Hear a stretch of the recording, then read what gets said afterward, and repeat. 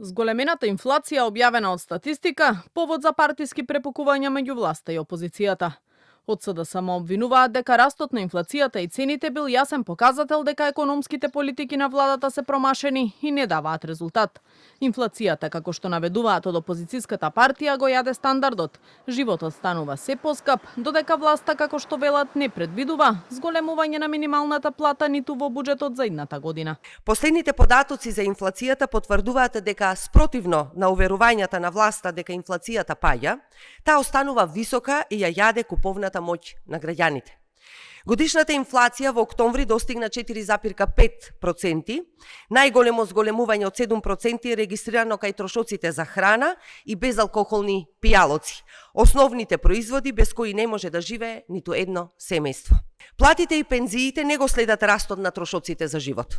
Ова е клучен показател дека секој ден животот станува се поскап за македонските граѓани. Тие се принудени постојано да кратат, да пресметуваат, да избираат што нема да купат, затоа што приходите не им стигаат. Ова, почитувани, е реалноста. Ова се вистинските проблеми на граѓаните. Трагично е што власта не ни помислува за покачување на платите. Од владеачката ВМРО ДПМНЕ возвраќаат дека актуелното раководство на СДСМ немало кредибилитет да зборува за економски политики. Велат токму во време на нивното владење, инфлацијата била двоцифрена, а економијата најнестабилна. Како може партијата која со години го оштетуваше државниот буџет за лични и партиски интереси, денеска да држи пресконференции за подобар животен стандард и економија? Колку е иронично што СДС зборува за инфлација, кога токму во нивно време државата се соочи со двоцифрена инфлација и економска нестабилност.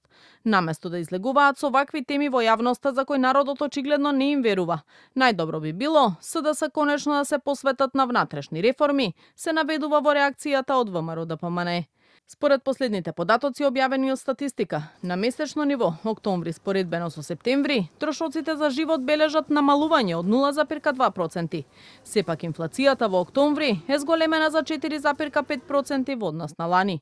Најголемо зголемување има кај овошјето од 21%, месото и маслото бележат раст од речиси 10%, а цените на лебот и житариците од октомври лани до октомври годинава скокнале за 5,5%.